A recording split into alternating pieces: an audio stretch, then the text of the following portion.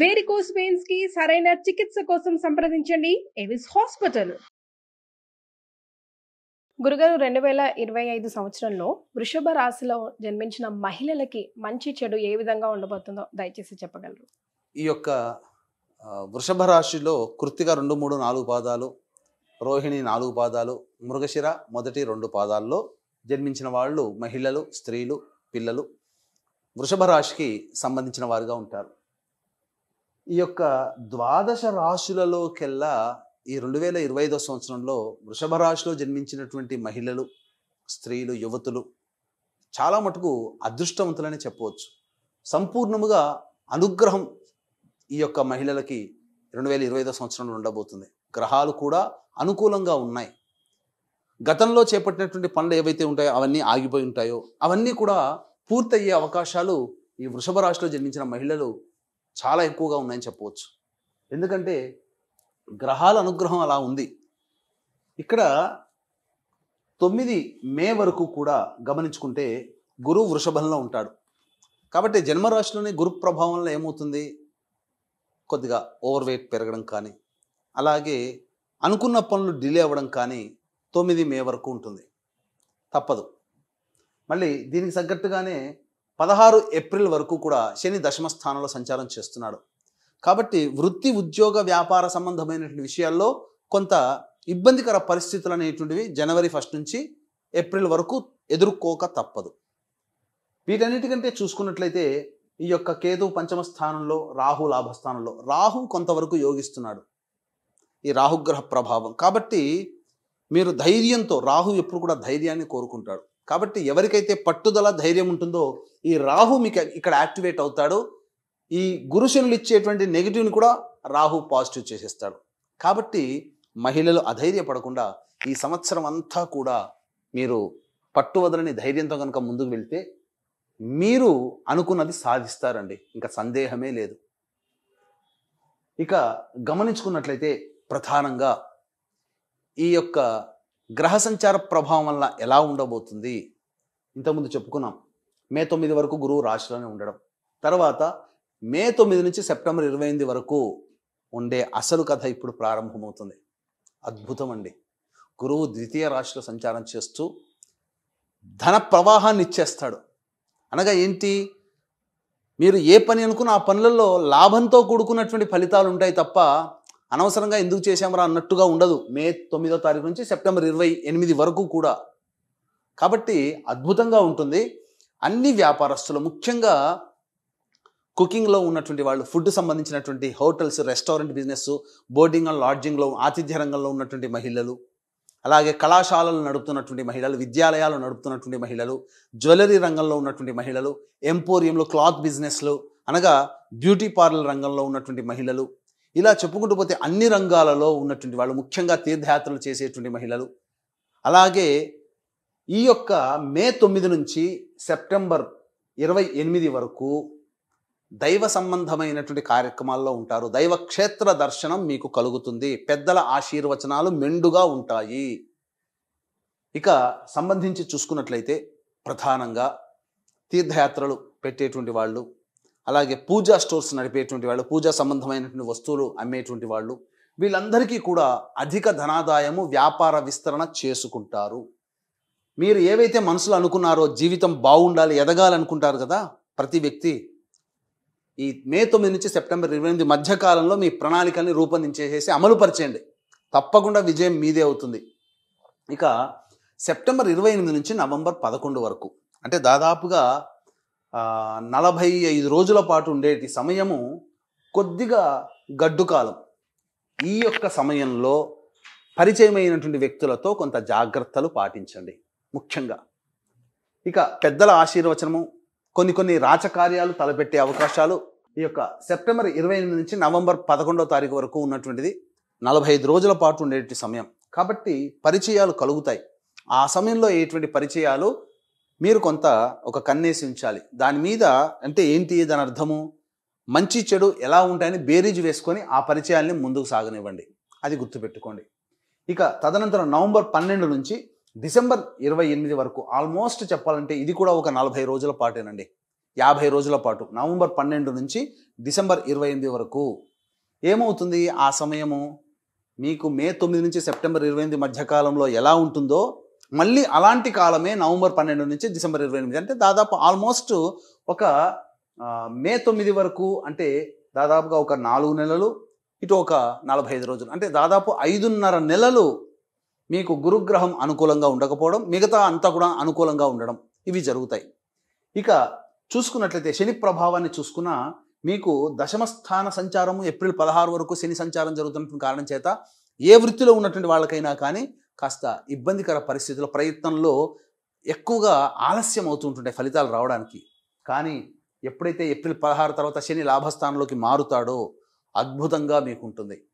మళ్ళీ 16 మే నుంచి రాహు కూడా మారుతున్నాడు కాబట్టి ఇక అన్ని విధాలుగా మంచి జరుగుతుంది. ఉద్యోగంలో ఉన్నటువంటి వాళ్ళు, కేంద్ర రాష్ట్ర ప్రభుత్వాల్లో పనిచేసేటువంటి మహిళలు, ఉద్యోగంలో ఉన్నటువంటి వాళ్ళు వీరికి 16 మే తర్వాత లేదా 16 ఏప్రిల్ తర్వాత ప్రమోషన్స్తో కూడుకున్నటువంటి బదిలీలు ఉంటాయి.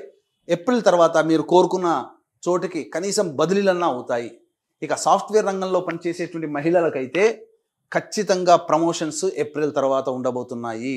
ఇక అందులో సందేహమే లేదు, మీ పేరు లిస్టులో ఉంటుంది.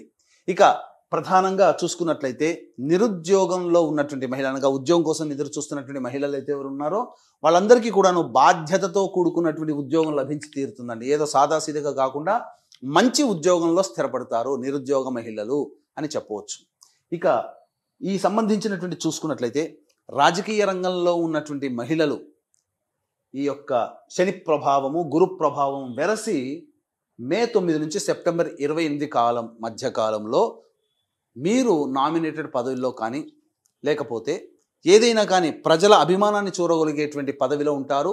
ఎలక్షన్స్లో విజయం మీదే అవుతుంది. కాబట్టి ఆ సమయంలో ఏవైనా మీకు ఎలక్షన్స్ కనుక ఉన్నట్లయితే చూసుకోండి, ఖచ్చితంగా విజయాన్ని పొందుతారు.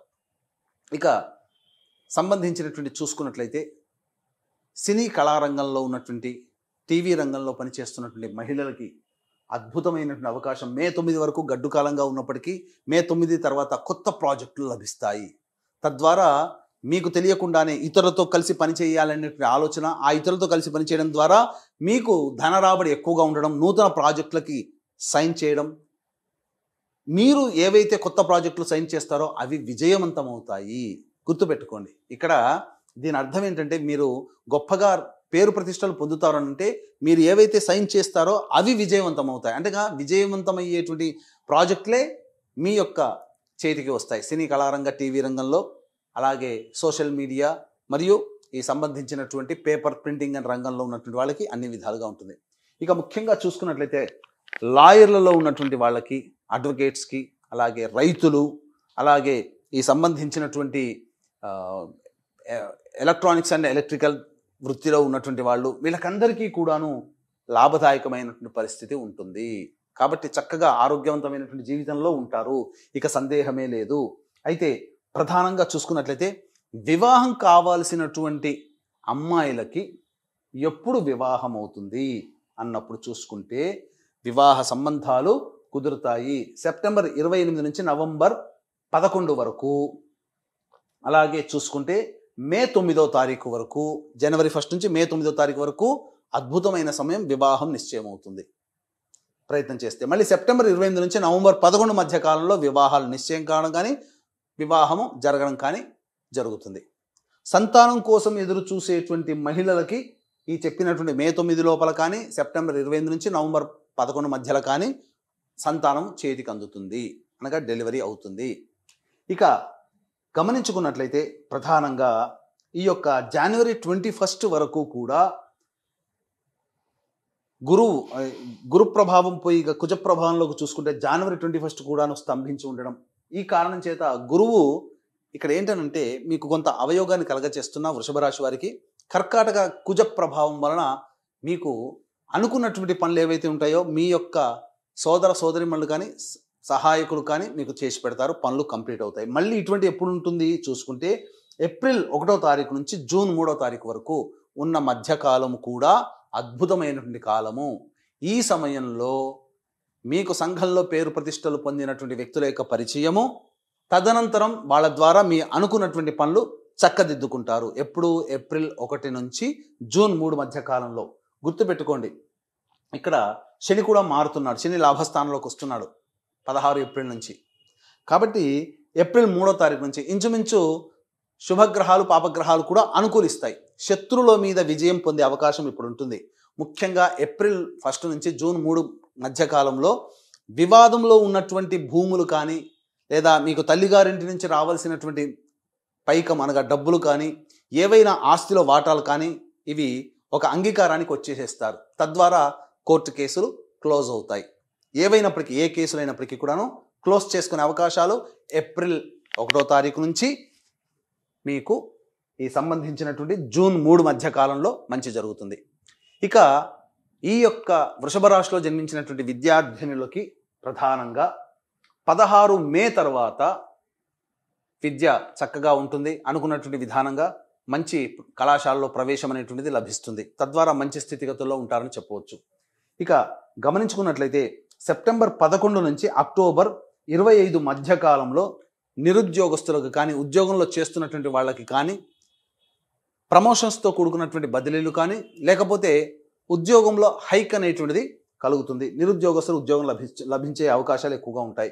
ఇక మార్చి 13 నుంచి ఏప్రిల్ 12 వరకు ఈ మధ్యకాలం, ఫిబ్రవరి 11 నుంచి మార్చి 13 వరకు, మార్చి 13 నుంచి ఏప్రిల్ 12 వరకు, ఇంచుమించు ఫిబ్రవరి 11 నుంచి ఏప్రిల్ 12 వరకు ఉన్నటువంటి కాలం నిరుద్యోగస్తులకి ఉద్యోగం లభించేటువంటి అవకాశం ఉంటుంది. కాబట్టి ఒక రకంగా కొన్ని గ్రహాలు కొన్ని సమయాల్లో మీకు అనుకూలంగా లేకపోయినప్పటికీ మిగతా గ్రహాల యొక్క అనుగ్రహం ఉన్నది. కాబట్టి దైవానుగ్రహాన్ని పొందే ప్రయత్నం నిరంతరం చేసుకుంటూ ఈ యొక్క కాలాన్ని మీరు వెళ్ళదీసుకోవాలి. మళ్ళీ ఎప్పుడు అనుకూలంగా ఉంటుంది? జూలై 15 నుంచి ఆగస్టు 16 మధ్య కాలంలో ఉద్యోగంలో అనుకూలత, నిరుద్యోగస్తులకి ఉద్యోగం లభించడం, ఇవన్నీ ఉంటాయి.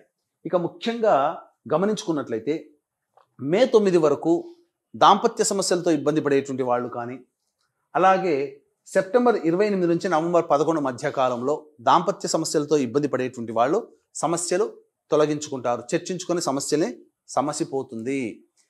వ్యాపార భాగస్వాముల మధ్య ఉన్న పొరపచ్చాలు కూడా తొలగిపోతాయి. ముఖ్యంగా రైతులు, ఈ యొక్క వృషభ రాశిలో జన్మించినటువంటి మహిళా రైతులు ఎవరైతే ఉంటారో వాళ్ళ ప్రథమార్థంలో వాళ్ళకి కొన్ని కష్టాలు వచ్చినా, అనగా మే తర్వాత చేసేటువంటి ప్రతి పంట కూడా, మే తర్వాత చేతికి వచ్చే పంట కూడా అధిక దిగుబడి రావడం కానీ, లేకపోతే మార్కెట్ కంటే ఎక్కువగా రేటు పలకడం కానీ మే 9 తర్వాత ఉండబోతుందని చెప్పవచ్చు. ఏతావాత చూసుకున్నట్లయితే వృషభ రాశి వారు ఈ యొక్క బంగారాన్ని చేతిలో పట్టుకున్నట్టుగా పట్టిందల్లా బంగారమే అన్నట్టుగా ఉంటుంది. అయితే ప్రధానంగా దైవానుగ్రహం అందరికీ ఉండాలి. ఎందుకంటే కేవలం మీ ఒక్కరి రాశి ప్రభావము మీ కుటుంబంలో కాదు కదా. మీకు వివాహమైతే భర్త, మీ కడుపున పుట్టిన సంతానం యొక్క ప్రభావము మీ మీద ఉంటుంది. వివాహం కాకపోతే మీ తోడబుట్టిన వాళ్ళు, మీ తల్లిదండ్రుల యొక్క ప్రభావం కూడా మీ మీద పడుతుంది. కాబట్టి అందుకనే ఇప్పుడు మనకు గమనించుకున్నట్లయితే తోడబుట్టిన మీరు బాగా చదువుతుంటుంటారు, తోడబుట్టిన వాడి యొక్క ప్రభావం సరిగా లేనప్పుడు అతని యొక్క మంచి చదువు అనేటువంటిది ఉండకపోవచ్చు. ఆ వేదన కూడా మీకు పడుతుంది కదా. కాబట్టి ఏది ఏమైనప్పటికీ కూడాను మీతో పాటు రక్త సంబంధీకుల ప్రభావం మీ యొక్క జన్మ జాతకాన్ని కూడా ప్రభావితం చేస్తుంది. కాబట్టి అందరికీ మంచి జరగాలి అనేటువంటి ఒక సదుద్దేశంతో ఈ జనవరి 25 అనగా జనవరి 1వ తారీఖు నుంచి 2025 సంవత్సరంలో జనవరి 1వ తారీఖు నుంచి డిసెంబర్ 31వ తారీఖు వరకు 12 నెలల పాటు మీ కుటుంబంలో జాతకరీత్యా కలుగు విద్య, వివాహ, ఉద్యోగ, దాంపత్య, సంతాన, అనారోగ్య సమస్యలు సమసిపోవాలి. సంవత్సరం అంతా కూడాను సమస్యలు సమసిపోవాలి. ముఖ్యంగా గోచార రీత్యా 12 రాశులు శని ప్రభావానికి గురవుతున్నారు. ఏప్రిల్ 11 వరకు కొన్ని రాశులు అవుతాయి, ఏప్రిల్ 11 తర్వాత కొన్ని రాశులు అదనంగా యాడ్ అవుతాయి. కాబట్టి మొత్తం 12 రాశులు ఏలినాడు శని ప్రభావానికి గురవుతారు, శని ప్రభావాన్ని. కాబట్టి శని దోష పరిహారార్థమై మొత్తము ప్రతి నెల ఒక్కొక్క పుణ్యక్షేత్రంలో సర్వదోష నివారణ పూజల హోమాలు అనేటువంటివి మీ కుటుంబ సభ్యుల గోతనామాలతో చేయించడం జరుగుతుంది. జనవరి 13వ తారీఖు రోజున శ్రీకాళహస్తిలో కానీ లేదా శ్రీశైలంలో కానీ ఈ యొక్క కార్యక్రమం ప్రారంభమవుతుంది. ఇక ప్రతి నెల ఒక్కొక్క పుణ్యక్షేత్రంలో మీ కుటుంబ సభ్యులందరి గోతనామాలతో కార్యక్రమం చేయించడం జరుగుతుంది. కాబట్టి అవకాశం ఉన్న వాళ్ళు కార్యక్రమం తదనంతరం కాంటాక్ట్ చేసి మీ గోతనామాలు నమోదు చేసుకోవచ్చు. అలాగే తండ్రి వైపు 6 తరాలు, తల్లి వైపు 3 తరాలలో ఏవైనా దుర్మరణాలు ఉన్నా, అనగా అలాగే లివర్ ప్రాబ్లం, కిడ్నీ ప్రాబ్లం, క్యాన్సర్తో చనిపోయినా, 60 సంవత్సరాల లోపల ఏ విధంగా చనిపోయినా వాటిని పితృదోషములు అని అంటారు. పితృదోషాలకి కూడా నిజాయితీగా ప్రతి నెల కార్యక్రమాలు చేయించడం జరుగుతుంది. వాటి వివరాలు కూడా కార్యక్రమ తదనంతరం కాంటాక్ట్ చేసి తెలుసుకోవచ్చు. చాలా సంతోషం గురుగారు. గురుగారు, వృషభ రాశిలో జన్మించిన మహిళలకి 2025 పట్టిందల్లా బంగారం లాగా ఉంటుంది అన్నప్పటికీ కూడా దైవ బలం అందరికీ అవసరమే అని కూడా లాస్ట్లో మీరు సూచించారు కదా. మరి తదుపరి రెమెడీస్ తెలియజేస్తారా ఏమైనా? వీటికి సంబంధించి చూసుకున్నట్లయితే జాతకరీత్యా ప్రధానంగా ప్రతిరోజు సూర్యుడికి నమస్కారం, అలాగే కాలభైరవాష్టకం రోజుకి 3 సార్లు పఠించడం అనేటువంటిది ఈ యొక్క వృషభ రాశిలో జన్మించినటువంటి మహిళలు చేయాలి. ఈ చెప్పినటువంటి ఫలితాల కంటే ఇంకా విభిన్నంగా మీ యొక్క జీవితం ఉన్నది అని అనుకుంటే దగ్గరలోని మంచి ఉపాసనా పరులైనటువంటి జ్యోతిష్యుని సంప్రదించి వారి సలహాలు సూచనలు కనుక పాటించినట్లయితే 2025 సంవత్సరం అంతా కూడా శుభంగా ఉండాలని కోరుకుంటూ సర్వం శ్రీ ఉమామహేశ్వర పరబ్రహ్మార్పణమస్తు. నమస్కారం.